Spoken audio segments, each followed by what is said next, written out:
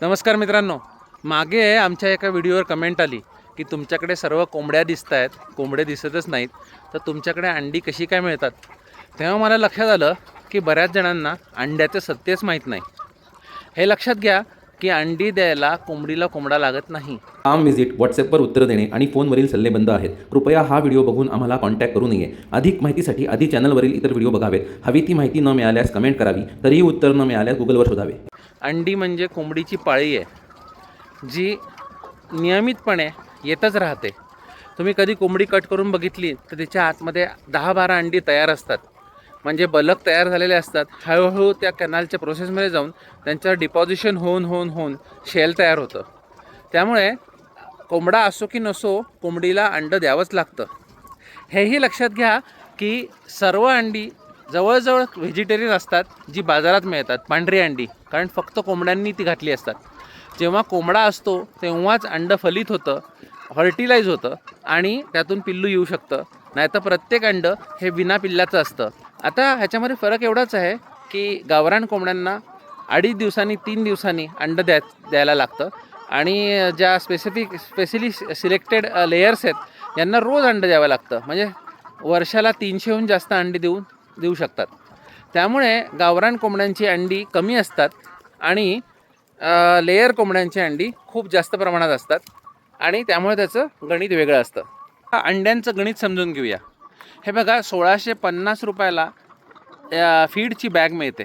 तर 1650 रुपयाला फीडची बॅग ही मी तुम्हाला रिटेल रेट सांगतो आहे. जी लोक बल्कमध्ये घेतात त्यांना अजून स्वस्त मिळते.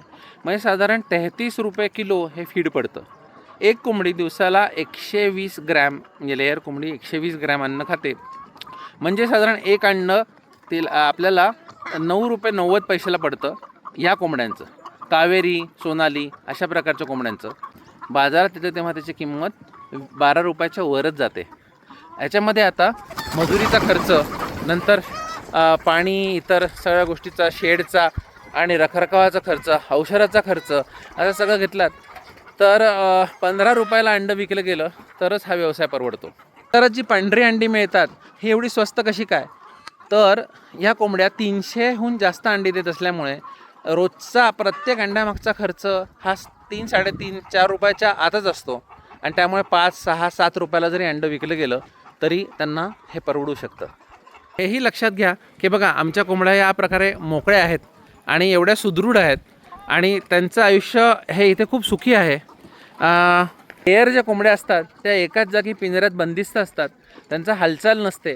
त्यामुळे त्या अंड्याला एक प्रकारचा उग्र वासही येतो आणि त्या अंड्यामधलं टोटल न्यूट्रिशन व्हॅल्यूही कमी असते. कारण शेवटी कोंबडी स्वस्थ असेल तरच अंडं स्वस्थ म्हणजे पौष्टिक असतं. तर गावरान अंड्यांचा प्रोटीन कंटेंट जास्त असतो का? नाही, पण गावरान अंड्यांमधला मिनरल आणि विटॅमिन कंटेंट नक्की जास्त असू शकतो. दुसरं, ओमेगा 3 आणि ओमेगा 6चा बॅलन्स हा वेगळा असू शकतो, कारण हे सर्व फीडवर अवलंबून असतं आणि राहण्याच्या व्यवस्थेवर, हालचालीवर, कोंबड्यांच्या हेल्थवर अवलंबून असतं. त्यामुळे एकाच जागी बसून अंडं देणाऱ्या कोंबड्या यांच्या अंड्यांमधला आणि या मोकळ्या अंड्यांमधला न्यूट्रिशनचा फरक हा त्याचमुळे डिटरमाइन होतो. प्रोटीन थोडंफार कमी जास्त होऊ शकतं, पण एवढा मोठा फरक पडत नाही. हे लक्षात घ्या की कोंबड्या जर मोकळ्या असतील तर आजारी पडण्याचं प्रमाण कमी होतं. आम्ही तर अँटीबायोटिक वापरत नाही, पण इतर मोकळ्या फार्ममध्ये सुद्धा औषधांची गरज कमी होते. त्यामुळे अंड्यांमधले अँटीबायोटिक कंटेंट्स कमी होतात आणि त्यामुळे अंडं आपल्यासाठी अजून बेनिफिशियल होतात. तर पुढच्या वेळेला जेव्हा अंडी घ्याल तेव्हा जातपात बघू नका. त्याच्यात बघा की कोंबड्या कशा आहेत, त्यांचं न्यूट्रिशन कसं आहे आणि त्या काय खात आहेत आणि अंडे कुठल्या परिस्थितीत देत आहेत. अशाच नवीन माहितीसाठी आमचा चॅनल फॉलो करत राहा.